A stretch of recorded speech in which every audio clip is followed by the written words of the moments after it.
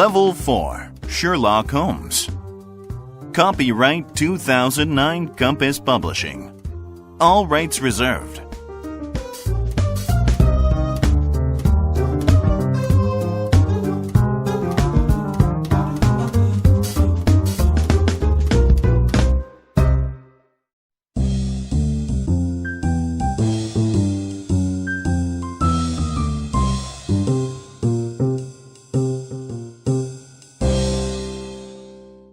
Silver Blaze.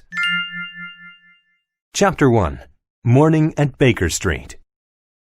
My name is Dr. Watson, and for many years I was a good friend of the famous detective Sherlock Holmes.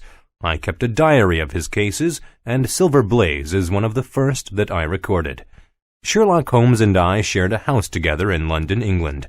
The address was 221B Baker Street.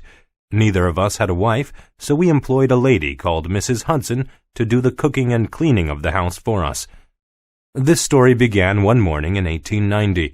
Holmes and I were eating breakfast, when suddenly Holmes said to me, "I have to go to a place called King's Pyland. A horse has disappeared from there, and the police can't find it. Will you come with me? I think trying to find out what has happened to the horse might make a good story for your diary." "Do you think the horse has been stolen?" I asked. "I don't know," Holmes replied. "I need to go to King's Pyland to find out. Bring your binoculars." I had read about a stolen horse in the newspapers. "Why is this horse so important, Holmes?" I asked. "Because, Watson," Holmes explained, "it is going to run in a big race called the Wessex Cup.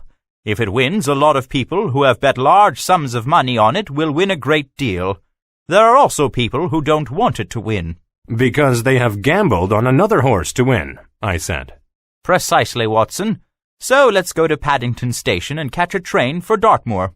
"Dartmoor? That's a lonely place. Not many people live there." "That is true, Watson. However, as King's Pyland is a farm near Dartmoor, we must go to the moor if we are to solve the crime." "I see," I said.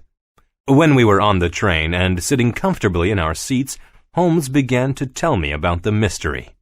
"I got a message from Inspector Gregory asking for help 2 days ago. That was Tuesday," said Holmes. "2 days ago?" I exclaimed. "Why the delay, Holmes? Why didn't you go to King's Pyland Farm then?" "Because I thought such a famous horse as Silver Blaze would soon be found, but I was wrong." Holmes paused, and then he said, "Watson, did you read in the newspaper about John Stracker being murdered?" "Yes, most newspapers reported the murder."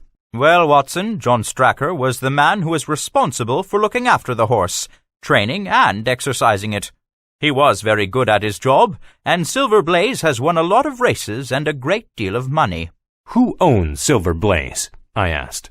"The horse belongs to Colonel Ross, a rich man who owns King's Pyland Farm where he keeps several horses."